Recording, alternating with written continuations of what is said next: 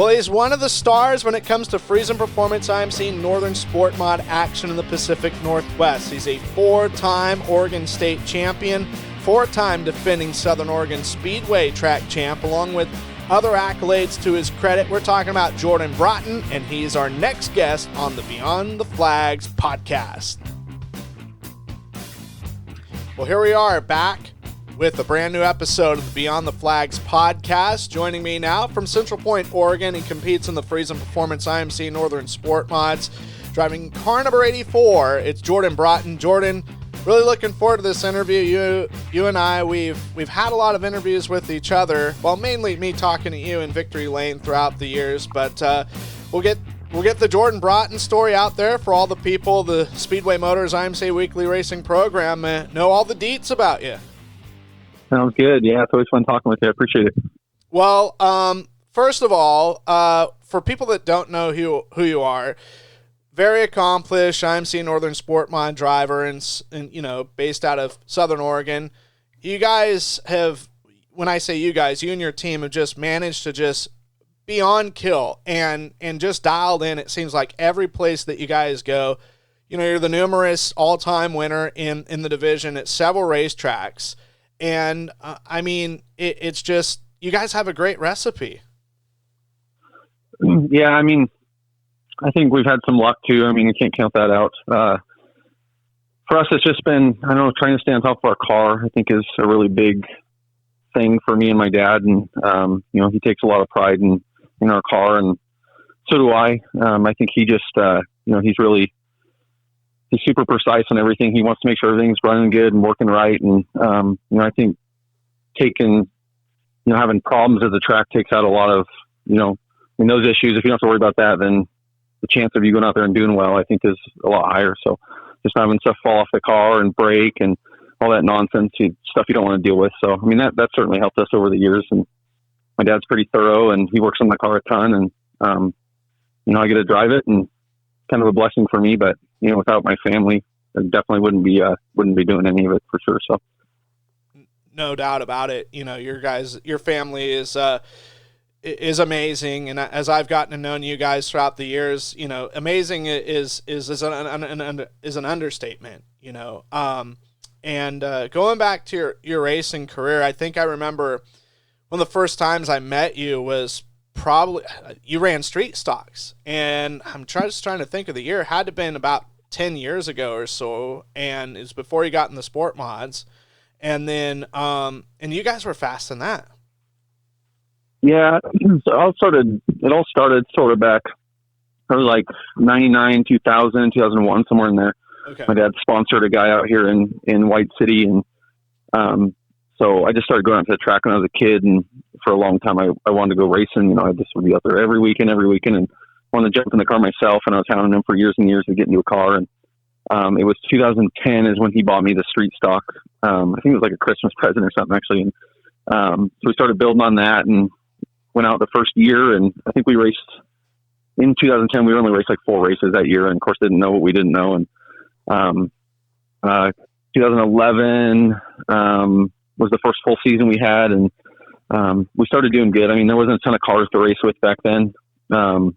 I think we probably had maybe 12 on a good night or something out here in White City. And I don't know. I just started feeling pretty good in the car pretty soon. Like, it didn't take me long to get comfortable. And I don't remember how many races I raced before I got my first win, but it didn't take me very long. Thank goodness. It was pretty cool.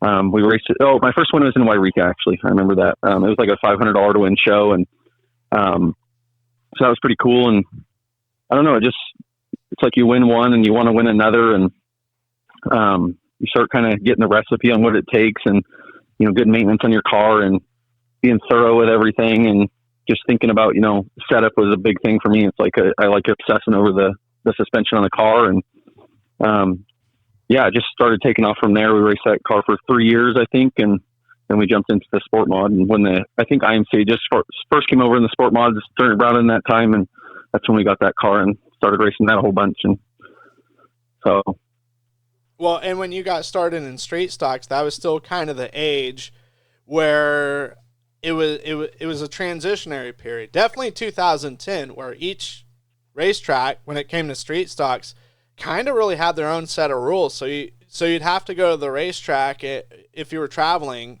and change some things, whether it be tires or whether it be something maybe to do with your body or something to do with, this was allowed, but that, that this wasn't. Kind of an interesting time. 100%. For sure. It was difficult. I felt like, in a way, in Medford here, or White City, it's like we had our own set of rules, and we dabbled in trying to go down to California a little bit, but they were all on like DOT tires. And then we go up to Cottage Grove and everybody's running bigger motors than we were allowed to run. And so it was kind of tough to do any sort of traveling. We mostly just stayed at home. We'd dabble at some of their tracks. We didn't race a lot. I think we raced outside of town. We raced in Coos Bay once, and went to Watsonville once, and then Cottage Grove, I think, a couple of times, but that was about it. We just kind of stayed home where everybody was, on the same rules. So, And then enter 2013 for the Pacific Northwest, and IMCA, in the case of Cottage Grove, returns to the Pacific Northwest after several decades of being away, and that's just the game changer. And of course, I'm home IMCA, but I wear my badge with pride. But I think there's some people that don't know or don't realize that there's some deals where, like with an IMCA legal car, right? You Jorddon Braaten, you can go race the IMCA TV Winter Nationals in Yuma. You can go to the Speedway Motors IMCA Super Nationals fueled by Casey's in Boone. You can run Harris Clash, in Spring Valley, Minnesota at Deer Creek Speedway, and you don't have to change a thing. It's just, it's a remarkable deal that I think gets overlooked. I agree 100%. It sort of depends on the guy, I guess. If you're just wanting to run at home and not doing any traveling, then it probably doesn't affect you too much, but we do like to travel, and I know a lot of guys do. And, it would have been, if, IMC has really done a good thing when it comes to rules and, going across a big part of the country, everybody's on the same stuff. And so it does make it easy just to roll up to the track and everybody's doing the same thing. So, you just switch your gears and, talk to the local guys and see what gears they're running and go race. And that's convenient for sure. So, it seems like things are getting a little bit better around here when it comes to the stock car stuff. And it'd be cool to see the hobby stocks come around. And I thought the street stock was a fun thing. And I don't know, we'll see what the future holds, I suppose. Well, and then going back to you and your dad, your dad never raced, right? He was just a fan and a sponsor. Yep. He met a guy, I think, on a job site back in like the 1999 or somewhere around in there. And, we've always kind of like rode quads and did that sort of stuff when I was a kid. And of course my dad just loves all that stuff. And so he went out to the track, started helping him out. He sponsored him, would go over to his shop all the time, work on the race car. And, that's how he got involved, but he never drove, I think, or never raced. I think he drove maybe his car a couple times, the dude he was sponsoring, and, done like a Pitman's, test and tune or whatever, but he never raced himself. It was kind of me always hounding him and wanting to race, and he finally just made it happen. Sure. Just like looking at your numbers and some things that you've been able to accomplish, 2018 was definitely a magical year. You won the championship at Willamette Speedway in Lebanon. You won the championship at Cottage Grove Speedway in Cottage Grove, which for folks that may be listening in the Midwest, well, winning 2 championships in a year, that's not uncommon. I mean, Mike Nichols or Matthew Loaf, those guys, they stack them on big time. But like in Oregon, everybody pretty much races on a Saturday. And I do know some of that Willamette stuff that they ran a lot of Friday shows, but still it's very hard to accomplish. Yeah, it was.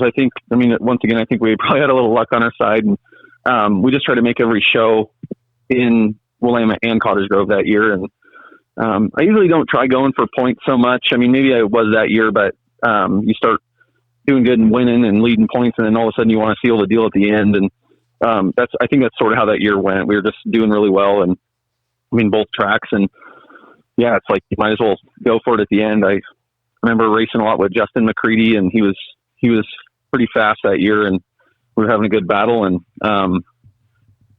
it was tough, but it was fun. And he went and took off for some work stuff, and I kind of just was like, I'm going to finish out the season, see how it goes. And we did a good job, I felt like, and it was a cool year. I mean, it was a busy year, and we did a lot of traveling. We were always in the truck and driving up there, but it was fun.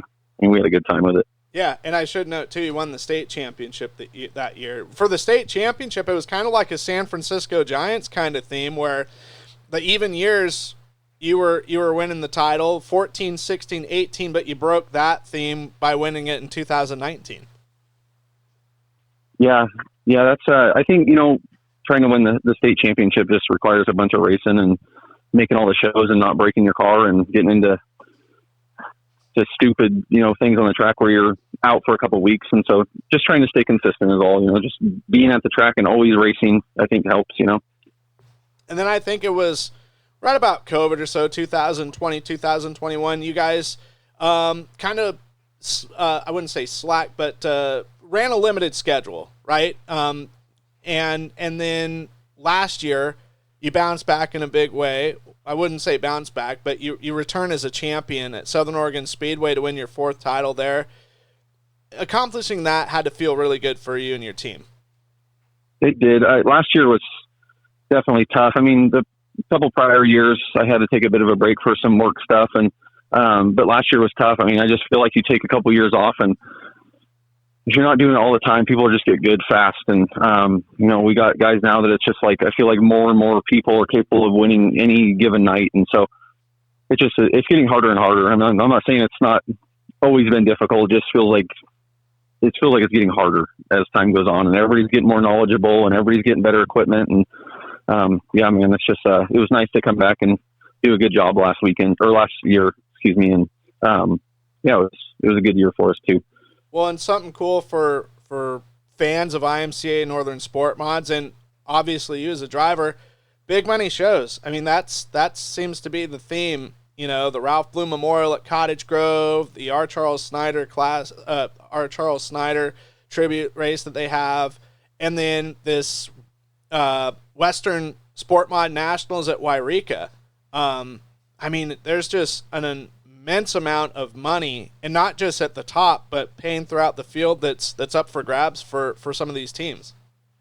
That's crazy. I think maybe last year, I guess, is when it does seem like these promoters and everybody they're doing us a solid by giving us some good purses, and you can't complain there. It's just we all know this is expensive, and so it's nice to go out there and race for some money. I mean, with that comes more competition, which I'm never afraid of. You go out and get beat by some of the best out there, and all you do is learn. It's a win-win. But I'm super appreciative, and it seems like that whole trend is carrying on to this year. And there's a bunch of big money shows that we're going to try to go hit them all, and unless something pops up. But it's pretty cool. I'm definitely appreciative of all these promoters. I know Travis Peary's trying to get that one in Wairika going, and hopefully a lot of people show up for that. It's going to be something cool.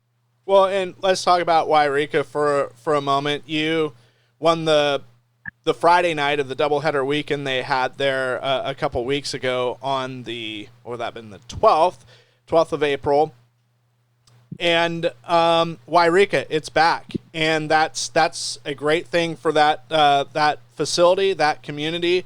There's a lot of teams, especially in the SportMods, based out of that Siskiyou County region of California.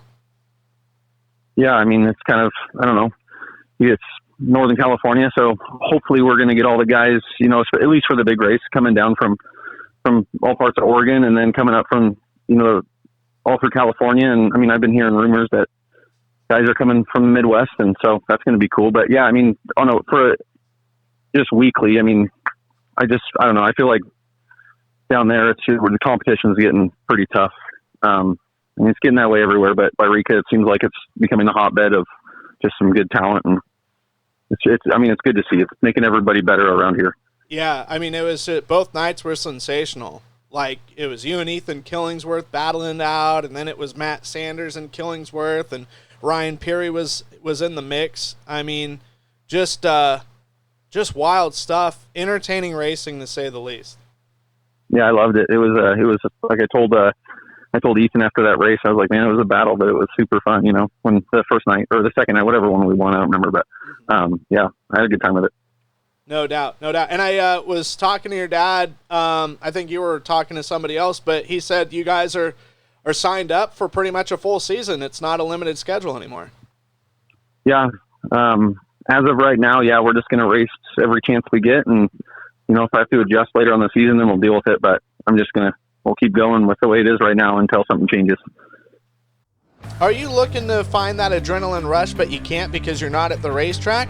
Well, check out the IMCA TV Replay subscription library to have access to thousands of hours of racing for just $24.99 a month.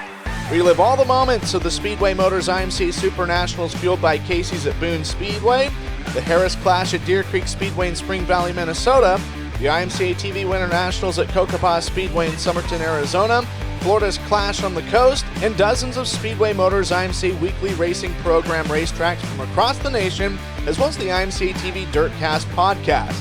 Plus, 25% of that $24.99 monthly fee goes towards the Drivers Point Fund and is a great way to help out your local racers. In 2023, over $97,000 was paid out to IMCA drivers directly at over 50 racetracks across the country. Please note that live broadcasts are not part of the replay subscription. That's IMCA TV. IMCA TV, where America comes to watch racing. Well, you know me, I'm a numbers guy. I like numbers, and I'm a curious person. 84, that's the number that, and correct me if I'm wrong, that's the number that I've always seen you in, whether it was back in your street stock or, even now in your current car. What's the story behind that? Is there any symbolism? Yeah, it's actually, there's nothing special about it. When my dad got the street stock for me, the first car I had, that was the number that was on the side of it. And we just went out there and, of course, racing it, that becomes your reputation, your brand. And so it's like, I really never thought about what number I'd want or why. And, thinking about trying to change it, it's like, what's the point? Everybody knows me as the 84 car. So there's really no history there, but it's just, I don't know, it became my number, I suppose, after all these years. And your color scheme has been pretty consistent as well. It's generally been all black cars. Yeah, usually I think we've had a couple white cars sprinkled in there. Seems like my mom and my girlfriend are kind of the boss of what the car looks like, and seems like the purples and the greens have always been kind of the trend for us, which I felt like, we've always had pretty good looking cars, which has been nice, for me, I could almost care less. You're in the car, you don't see it anyways, but sure. For all them guys, they like seeing a nice car. Well, and for you, you're a busy fella, racing on the weekends, and you're busy with work during the weekday. What are some things that you and your family like to do when you're not racing? Is there anything specific or just kind of whatever's happening? I mean, I don't know of anything real specific. Me and the girlfriend like to do some camping here and there. Mom and dad, they do some hanging out, and dad's always dreaming and thinking about racing. Racing's kind of a big part of our family, really. So when that's not going on, everybody's got to improvise and find something else to do. But, I don't know. Pretty much racing. Mostly racing for when it comes to fun things. Well, Central Point, Oregon, it's kind of a part of that Medford, I don't know if you'd call it a metro area, but that Medford area of Southern Oregon. For people that have never been there, what do you recommend, or what are some cool things they can do in the local area? I think. I feel like there's some hunting and fishing around here. That's not something that I really do personally, but I know I have a lot of friends that's something they definitely like doing. Attractions, I have to think about that a little bit. They got a creamery across from Dusty's Transmissions. I know that. They do have that, yeah. We don't have really a lot of big attractions here that I feel like, but kind of more outdoorsy stuff, I suppose. Sure. Something that blew my socks off the other day is we were headed down to Wairika, and we went to Chick-fil-A for lunch, and me and PJ with Third Oval TV, and then I don't know what happened. Somehow we wound up at some different part of town. There's a second Chick-fil-A, it's just mere miles away that they're building. Chicken. Yeah, they can be popping up, swinging big. Yeah. Yeah, a few years ago that first one came in, and I think they're building the second one or have the other one coming up in the south part of town, and it seems like we're getting some of those restaurants from the California area. We got that, and In-N-Out and Five Guys. All those are kind of popping up around here now. Yeah, it's what's always stood out to me for a very long time. Even when I went to Medford for the first time, which would have been about 1999, at Southern Oregon Speedway, was it reminds me so much of California. Yet you're not in California. Well, and as I've spent more time in California, it reminds me more. I don't know. Not any specific place. Part of it feels like Bay Area, because there's a lot of people from California over the years that have moved to the Medford area. But it also reminds me of kind of like Sacramento area, and then a little bit of Central Valley here and there. And it's an interesting part of the state because it gets super hot in the summertime, like it's melting safety cones, and then it can get super cold in the wintertime. Oh yeah. Definitely keep you on your toes with the weather. The big thing that's kind of a bummer about here, I mean, I know California gets it too, but it seems like the summertime we get all the fires, but I like the weather here. I mean, it's nice. You get sick of the heat and you get sick of the cold, and just wait a few months and it seems to change. So that's good. Sure. And it's not too far from, like, if you want to go to the mountains, or the lakes. Crater Lake's not too far. Klamath Lake's not too far in the ocean. You got to kind of meander a little bit, but it's not too far from you guys either. No, yeah, covered in mountains, and there's no shortage of lakes around here. And then I think we're probably, 2.5 or 3 hours from the coast. So you get a little bit of everything if you want to see some outdoor stuff. Yeah, and I'm just trying to think the direct route to you go up to Grants Pass and then drop down the 199 till that spits you out like Crescent City in California. I'm trying to think how you get to Gold Beach from that area, but 2-lane road. Yeah, that's a dicey road too. If you're traveling there, you got to be careful. It's a windy 2-lane road with some cliffs on one side if you're heading towards the coast. But it's cool. If you like the coast, it's not too far away, and Brookings ain't too far away. We go there once in a while and go hang out, and stay the night or whatever. And yeah, good.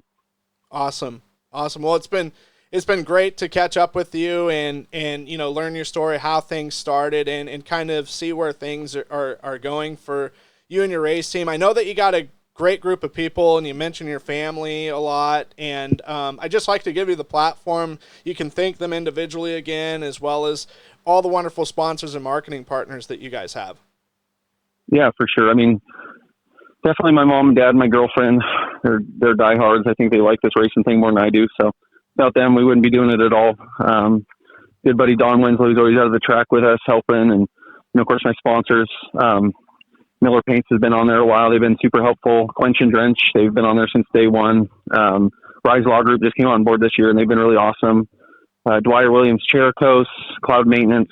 Those are the big ones. And like always, I'm sure I'm forgetting somebody, but it just takes a lot of people to make it go. And we're appreciative for all their help. Well, if folks bump into you at the racetrack, or maybe they're able to send you a message online, do you have an apparel run for 2024, or do you have some inventory you're trying to smoke through from years past? I think we've got a couple old shirts, and tentatively we're in the process of getting some new shirts. It's just trying to get it all dialed in, but yes, they're going to be coming eventually, hopefully sooner rather than later. Okay, awesome. Well, it's been great catching up with you. Maybe we'll pop in and have a progress report with you throughout the season, but really looking forward to see you race some of those big money Friesen Performance IMC Northern SportMods shows. Yeah, I'm excited. We're going to give it a go. Well, race fans, that does it for this interview. We hope you enjoyed it, and we hope that you continue to enjoy these upcoming interviews. We appreciate it if you would like and subscribe wherever you're listening, whether it's on Spotify, iTunes, YouTube, wherever it's at. Give us a like and give us a subscription so that we can deliver more of these great interviews to you for your listening pleasure. In the meantime, wherever we're at, wherever you're listening, we hope you have a great rest of your day and a pleasant evening, and we will see you soon here at Highside Racing Promotions. Before we let everybody go, here's the upcoming schedule on IMCA TV of live pay-per-view events. Monday night on the 6th, Independence Motor Speedway in Independence, Iowa. Clay County Fair Speedway in Spencer, Iowa will have a doubleheader with Tuesday, May 7th and Wednesday, May 8th. Thursday, May 9th, going to be a busy night of action in the state of Iowa as Bloomfield Speedway gets underway, as well as Kazooth County Speedway in Algona. And also on the card, Park Jefferson International Speedway in Jefferson, South Dakota.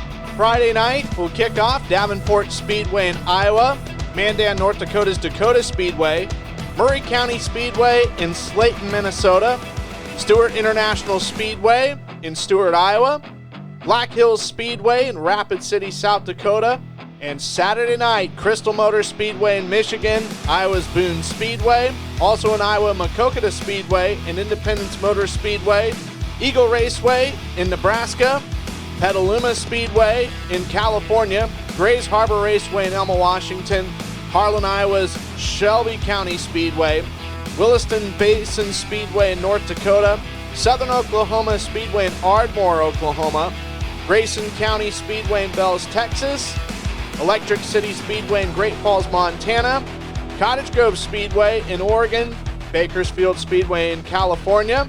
Also in California, Marysville Raceway. Sunday will be full of action, featuring Interstate Speedway in Jefferson, South Dakota, Dubuque Fairgrounds Speedway in Iowa, and Nodak Speedway in Minot, North Dakota. And for more information, to check up the updated schedule and how to order your pay-per-view events, log on to imca.tv. That's imca.tv, where America comes to watch racing.